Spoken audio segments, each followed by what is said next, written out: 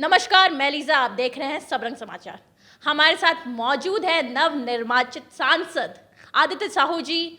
और अब जिस प्रकार से विपक्ष का कहना है कि 4 उपचुनाव हुए हैं, चारों उपचुनाव में बीजेपी की हार हुई है, ये कहना है विपक्ष का।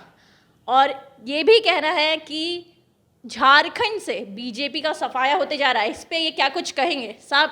ये आरोप मतलब ये कहा जा रहा है कि बीजेपी से झारखंड का मतलब सफाया, मतलब झारखंड से अब हट रही है पार्टी, तो इस पे क्या कहना चाहेंगे? अहंकार, इन लोग अहंकार बोल रहे हैं। रावण को अहंकार हुआ था ना, नाश हो गया था। और मुझे लगता है कि सरकार में बैठे हुए लोगों को अहंकार हो गया। थोड़ा पुराने फिगर को भी देखने का काम करें कि 2019 से 2014 में इन चारों सीटों में बीजेपी के कितने मत आए थे, और 2019 के बाद जो उपचुनाव हुए हैं वो सीट किन के थे। उन लोगों ने अपनी सीट बचाई है। और भारतीय जनता पार्टी का कोई भी सीट में मत प्रतिशत आप देखिए, सारे लोग एक तरफ भारतीय जनता पार्टी अपने दम पर अकेले चुनाव लड़ रही थी, और सभी जगहों पर हम लोगों ने वोट बढ़ाने का काम किया है। आप मधुपुर चुनाव का बात देखिए, देश आज़ाद होने के बाद इतने अधिक मत, 1,05,000 सम वहाँ मत मेरे आए हैं। पर जीत आखिर उनकी हुई है। आप मांडर की बात देख लीजिए, 2014 में मात्र 54,000 मत ला करके मेरी प्रत्याशी वहाँ से गंगोत्री जी चुनाव जीती थी। 2019 में 68,000 कुछ सौ वोट आए थे, और जब उपचुनाव हुआ मांडर में तो हम 72,000 मत लाने में सफल हुए हैं। मेरा वोट का रेशियो बढ़ा है, जनता का विश्वास भारतीय जनता पार्टी के प्रति बढ़ी है। दुमका चुनाव का बात देख लीजिए आप, जहाँ मुख्यमंत्री जी के भाई खुद लड़े थे, उन्होंने सीट छोड़ी थी, वहाँ भी 5,000 मतों से हारे हैं। वहाँ भी मेरा वोट का रेशियो काफ़ी बड़ा है।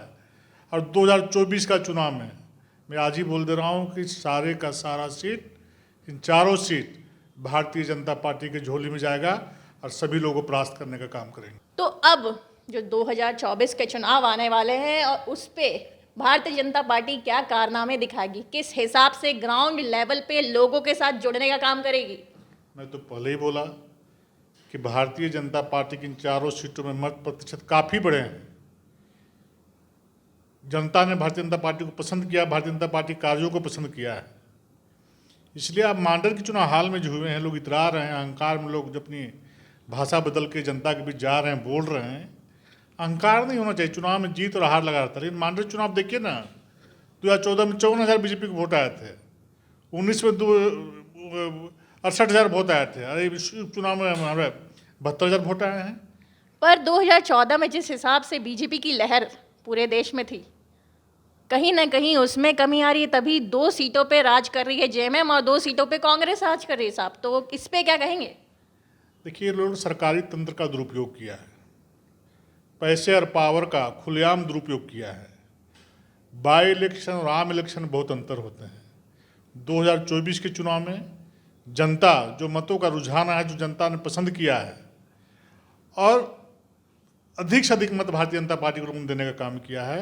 मैं दावे के साथ करता हूं कि 2024 में चारों सीट पर भारतीय जनता पार्टी का जो भी प्रत्याशी होगा, वहां पर कमल का फूल का परचम लहराने का काम करेगा, और भारी मत से भारतीय जनता पार्टी इन चारों सीटों पर जीतने का काम करेगी।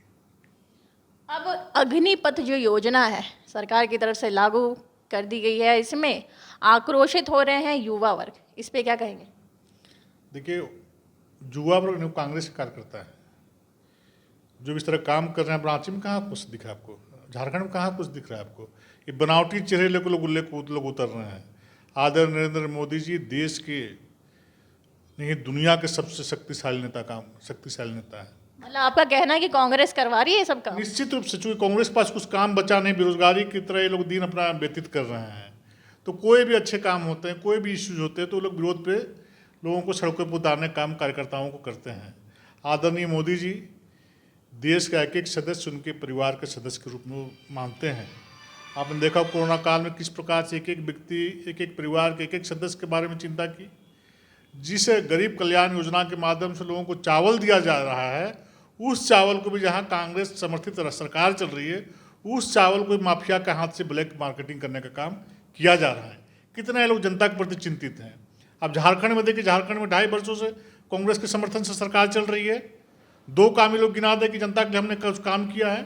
कहीं भी जाकर पूछी जनता से कि झारखंड में जो यूपीए के गठबंधन की सरकार चल रही है, आखिर 2.5 वर्षों में क्या सरकार ने काम किया जो जनता बतला सके, उनके नेता बतला सके। तो वो तो काम करने के प्रति इनका चिंता नहीं है, सिर्फ अपने और अपने परिवार के तिजोरी भरने में लोग लगे हुए हैं। और जब कुछ काम होता है, कौन भर रहा है तिजोरियां? निश्चित रूप से जो लोग सरकार में बैठे हुए हैं। आप हाल के दिनों में देखा ना, पदाधिकारी के यहाँ से करोड़ों करोड़ रुपया निकल रहे हैं। आखिर वो किसका पैसा था? मेरा और आपका पैसा था, जनता का पैसा था, गरीब लोगों का पैसा था। उनकी तिजोरियाँ कहाँ से भर रही है? उस प्रकार से अगर यदि जांच की जाए तो नहीं है, सिर्फ अपने और अपने परिवार के तिजोरी भरने में लोग लगे हुए हैं। और जब कुछ काम होता है, कौन भर रहा है तिजोरियां? निश्चित रूप से जो लोग सरकार में बैठे हुए हैं। आप हाल के दिनों में देखा ना, पदाधिकारी के यहाँ से करोड़ों करोड़ रुपया निकल रहे हैं। आखिर वो किसका पैसा था? मेरा और आपका पैसा था, जनता का पैसा था, गरीब लोगों का पैसा था। उनकी तिजोरियाँ कहाँ से भर रही है? उस प्रकार से अगर यदि जांच की जाए तो अरबों रुपये झारखंड में भी मिल जाएंगे। आज हूल दिवस है। जल जंगल जमीन की लड़ाई चांद भैरव सिद्धू कान्हू के द्वारा हुई थी।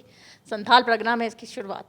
और क्या लगता है कि अब अपनों से ही खतरा हो रहा है? अंग्रेज़ों से जब खतरा हुआ था तब इसके लिए हुलगुलान किया गया था, तो क्या अपनों से भी खतरे हो रहे हैं? देखिए, सबसे पहले तो सिद्धू कान्हू चांद भैरव को मैं आपके चैनल के माध्यम से उन शहीदों के प्रति श्रद्धा सुमन अर्पित करता हूँ, श्रद्धांजलि अर्पित करता हूँ। और लंबी संघर्ष लड़ी थी उन लोगों ने देश को आज़ाद करने के लिए। आज जब भी उनका जयंती होती है तो हम लोग उनको बहुत श्रद्धापूर्वक उनको याद करने का काम करते हैं, उनके वंशजों को प्रति आभार प्रकट करने का काम करते हैं। और जो इस राज्य की स्थिति बनी हुई है, आपने देखा भोगनाडीह में उनके वंशज को किस प्रकार से उनकी हत्या की गई।